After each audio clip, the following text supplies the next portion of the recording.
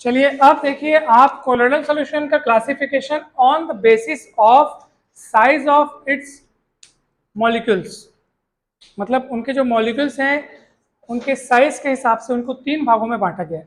देखो colloidal solution को तो हम लोग जो उनके क्लासिफिकेशन अभी पढ़ रहे हैं वो उनके किन किन, देखो अभी हम लोग पढ़े थे लियोफिलिक लियोफोबिक, वो भी कोलोइडल सॉल्यूशन का क्लासिफिकेशन था, लेकिन वो किस आधार पर बांटा गया था कि डिस्पर्स फेस और डिस्पर्सिव मीडियम के बीच में कैसा फोर्स लग रहा है, उसके आधार पर बंटवारा, उनके उसके आधार पर हमने दोनों में 2 भागों में बांटा था। और ये किस आधार पर बांट रहे हैं कोलोइडल सॉल्यूशन को? साइज के आधार पर, उनमें जो कण है, पार्टिकल्स है, मॉलिक्यूल्स हैं, उनके साइज के आधार पर बांट रहे हैं। कितने भागों में बांटा गया? 3 भागों में। क्या क्या होते हैं? एक है multi molecular, macromolecular, associated colloids. देखो मैं आपको बताऊं, नाम में इनकी डेफिनेशन है, ठीक है, ध्यान से देखिएगा। मल्टी मॉलिकुलर मतलब क्या होता है पता है? ऐसे कोलाइड्स में कोलाइडी जो पार्टिकल्स रहते हैं वो रहते तो छोटे साइज के हैं, 1 नैनोमीटर से कम आकार के रहते हैं, ठीक है। रहते कैसे हैं?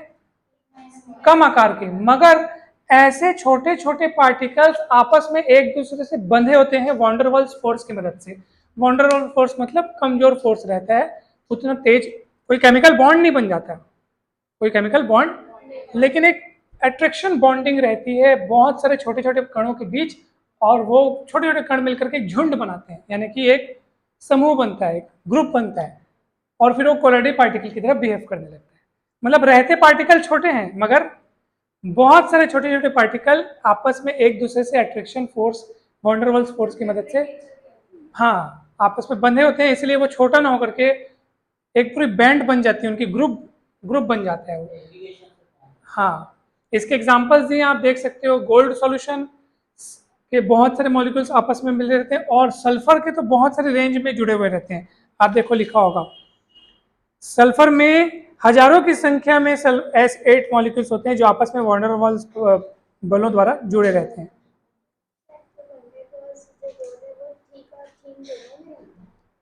ठीक और थीन मतलब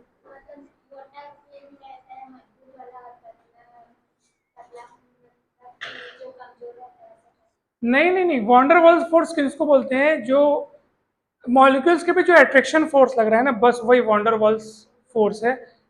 वीक फोर्स होता है ना, सिंपल अट्रैक्शन फोर्स बस है, जो उनको आपस में एक दूसरे के पास बनाए रखने का काम करता है, वही वॉन्डरवॉल्स फोर्स है, वीक फोर्स है ये, ठीक है।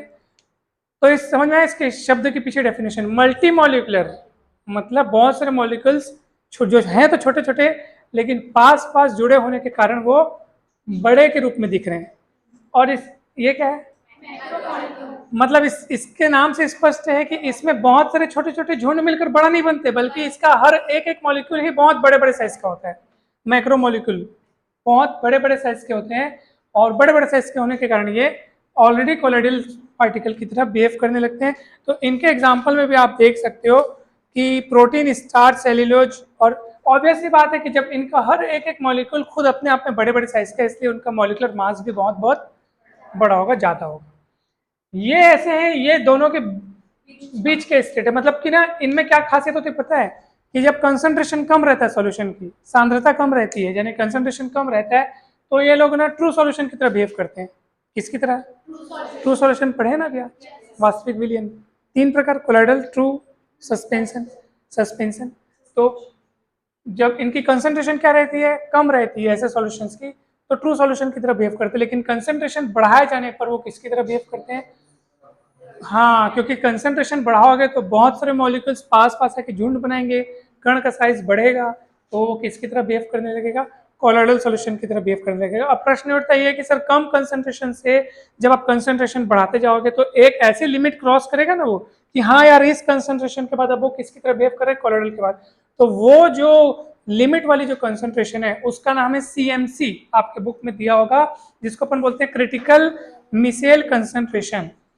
एसोसिएटेड कोलाइड्स को अपन क्या बोलते हैं? मिसेल कहते हैं, ठीक है। और वो कंसंट्रेशन जिससे कम में वो ट्रू सॉल्यूशन, और जिससे ज्यादा में वो क्या किसकी तरह बिहेव करता है?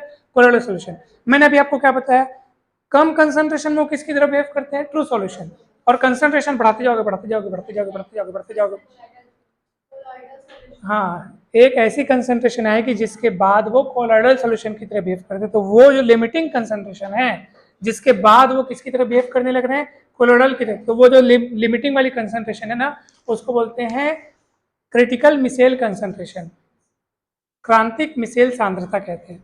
और इनके लिए एक टेम्परेचर भी होता है, जिस टेम्परेचर पे वो मिसेल की तरह, मिसेल किसको बोल रहे हैं, मिसेल किसको बोल रहे हैं, बहुत सारे पार्टिकल्स मिल करके एक जो झुंड बना रहे हैं, वही मिसेल है और कुछ भी नहीं है। ठीक है, क्रिटिकल मिसेल कंसंट्रेशन, साबुन वगैरह के ना ये इसी रेंज में आते हैं। और जब आप इनको वापस पानी में मिला करके इसकी कंसंट्रेशन कम कर दोगे तो इनमें ये मिसेल वापस टूटने लगेंगे, दूर दूर हटने लगेंगे, इनकी कंसंट्रेशन फिर से कम हो जाएगी। तो ये है, तो ठीक है, ओके, बस इतना ही है। तीनों में आप डिफरेंस तैयार कीजिएगा।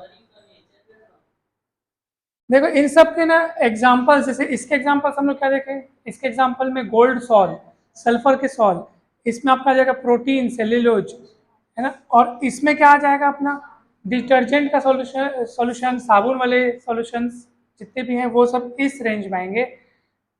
और इसी को अपन कौन से नाम से पुकारते हैं, मिसेल्स। इसके ठीक बाद अपना टॉपिक है साबुन का, मतलब पूरा वर्किंग प्रोसेस पढ़ेंगे कि वो साबुन किस तरीके से कपड़ों पर काम करता है, गंदगी कैसे दूर करता है, मिसेल की तरह साबुन का बिहेवियर कैसा है वो हम सीखेंगे। समझ में आया कि नहीं? तो ये हो गया।